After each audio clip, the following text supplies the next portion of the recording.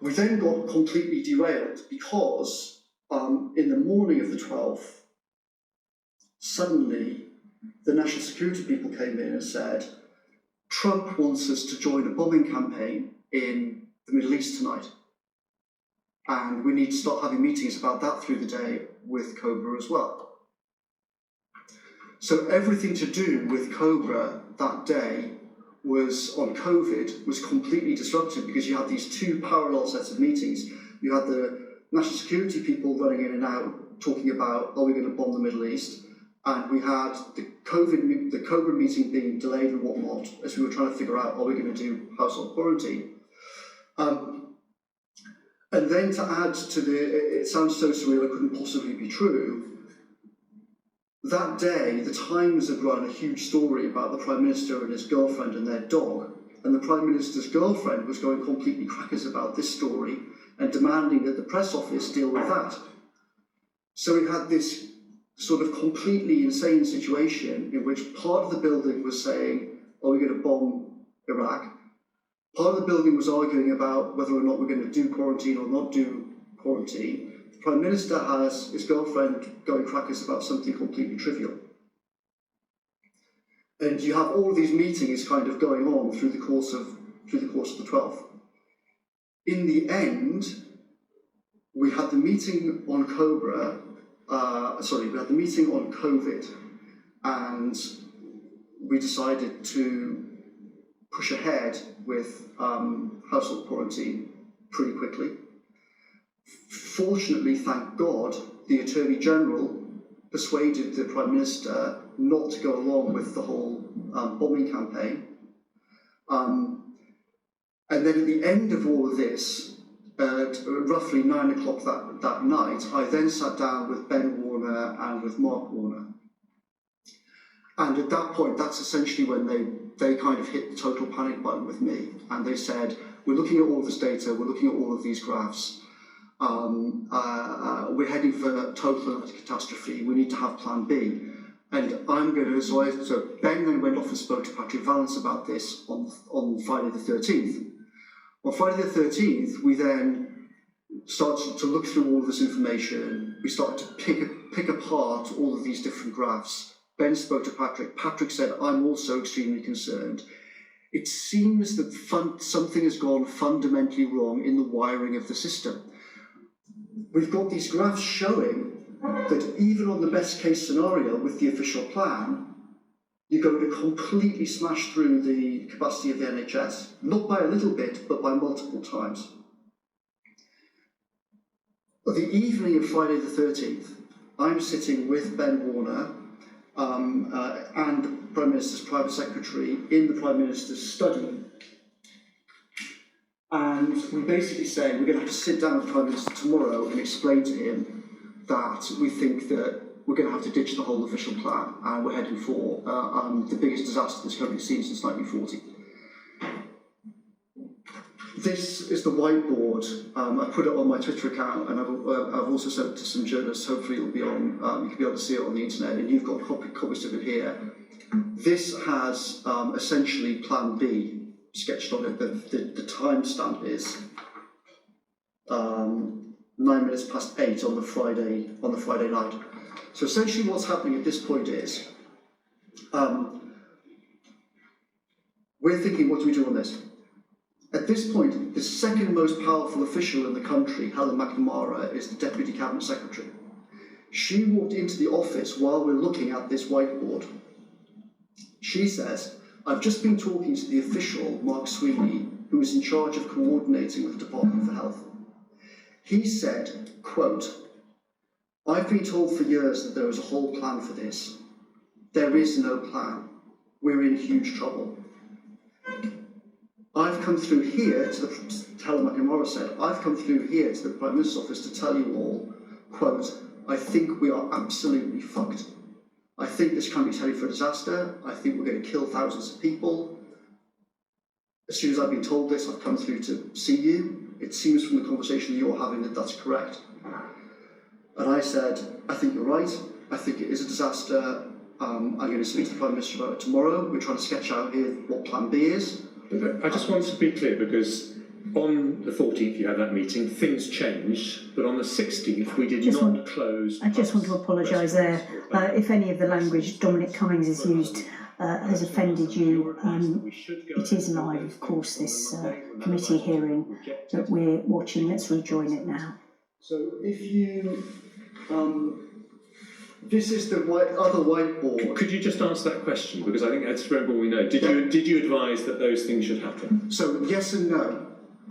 On the Saturday, we had the official meeting in the morning in the cabinet room. After the official meeting ended, I then got the Prime Minister into his study with me and Ben Warner and Mark Warner and the Prime Minister's principal, sorry, not principal, Private Secretary, Private Secretary for Health. And we showed him... So could we just get to the question? I just really want to understand, did you or did you not advise that pubs, restaurants should be shut? Yes or no? As I say, yes, but it's more complicated than that. So we showed him this graph, and it has here, no mitigation, our plan. Yes. This is all the NHS broken. Here's an actual plan, which is lockdown. I'm really sorry, but I just want to be clear. So you did advise him, and he rejected that advice, and the pubs and restaurants and mass sports events carried on for another week. Is that correct? It's more complicated, as I said. We said on the 14th, we are going to have to lock down. We are going to have to get there as soon as we possibly can. All of you are being shown. So we'll come back to the kind of logic. The basic answer to your question is yes. On the 14th, we said to the Prime Minister, you are going to have to lock down. But there is no lockdown plan. It doesn't exist. SAGE haven't modelled it. DH don't have a plan. We are going to have to figure out and hack together a lockdown plan. So it wasn't so much that you rejected your advice, it was just that we weren't physically ready to proceed on that basis, and we needed longer to work out how you would do things like that. Is that the broad picture? Sort of. Essentially, the Prime Minister, quite reasonably, this was like, imagine, this is like a scene from Independence Day with Jeff Goldblum saying the aliens are here and your whole plan is broken and you need a new plan, right? That is what the scene was like that morning with Ben Warner in the Jeff Goldblum role. He took the Prime Minister through all the graphs and through the NHS graphs and showed him the system is thinking that this is all weeks and weeks and weeks away. You're being shown all of these graphs about time to peak of the epidemic in June, but this is all completely wrong. The NHS is going to be smashed in weeks, and we've got days. Thank you. I just want to ask a final question because lots of colleagues want to come in, and it's about your role. So you're correct, your title was Assistant to the Prime Minister, but you were really the most powerful person in Downing Street after the Prime Minister, because everyone knew that he listened to you more than he listened to any civil servant, more than he listened actually to any cabinet minister. But you didn't advise him, in your own words, to change tack until the night of the 11th of March, and you didn't have a meeting to discuss that until the 14th of March, 6 weeks after our first case, 6 weeks after the World Health Organization had raised the alarm. You didn't advise him to cancel the Cheltenham Gold Cup, the Champions League matches, to lock down the borders, the things that could have prevented a lockdown. Now, he would have thought, I've not just got the scientific establishment who are telling me I don't need to lock down, I've actually got Dom, who's really interested in science and even goes along to the SAGE meetings as well. So do you not recognise that that was a massive failure on your part as his chief advisor, that you took so long to come to him with advice to change tack?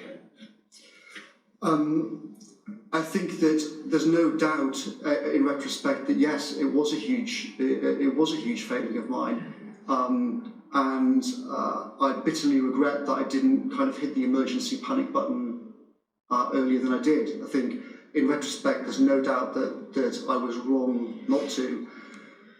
All I can say is that my worry was, like, my mental sort of state at the time was, on the one hand, you could sort of know from the last week of February, that a whole bunch of things are wrong. It was clear in all the meetings with the PHE, everybody, that everything was going wrong. Everything we pushed, everything we probed, everything was wrong, bad, terrible. But I was incredibly frightened, I guess is the word, about the consequences of me kind of pulling a massive emergency string and saying the official plan is wrong and it's going to kill everyone and you've got to change plan. Because what if I'm wrong? What if I persuade him that to change tack? And that's a disaster. Everyone's telling me that if we go down this alternative path, it's going to be 5 times worse in the winter. And what if that's the consequence? So I think in retrospect, it's clear that the official plan was wrong. It's clear that the whole advice was wrong. And I think it's clear that we obviously should have locked down essentially the first week of March at the latest. We certainly should have been doing all of these things weeks earlier than we did. I think it's unarguable that that is the case. I personally bitterly regret that it wasn't until around about the 11th or the 12th that I started that. But to be clear, on the 12th, okay, on this crazy day of the 12th, we're sitting in the Prime Minister's office. The Cabinet, we're talking about the herd immunity plan. The Cabinet Secretary said, Prime Minister, you should go on TV tomorrow and explain to people the herd immunity plan and that it's like the old chickenpox parties. We need people to get this disease because that's how we get herd immunity by September. And I said, Mark, you've got to stop using this chickenpox analogy. It's not right. And he said, why? And Ben Warner said, because chickenpox is not spreading exponentially and killing hundreds of thousands of people. And you could sense in the whole room there was this kind of shock.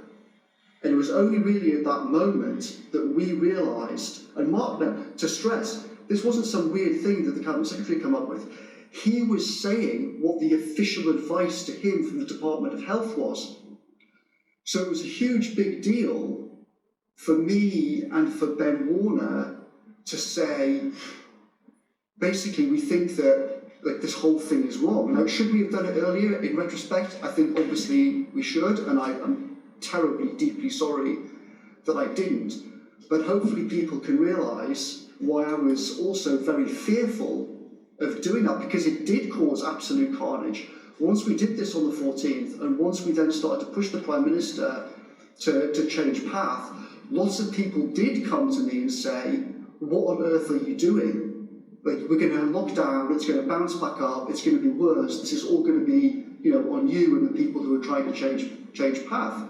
Now, I think, well, I've said it, I think I'm terribly sorry that I didn't do it earlier, but it just seemed like such a massive thing. It was almost surreal, the whole experience. And part of what me and Ben, on the Friday night we were doing this, and then the next morning when there was this kind of the Jeff Goldblum scene with Ben explaining things, the whole thing just seemed like a kind of out of control movie.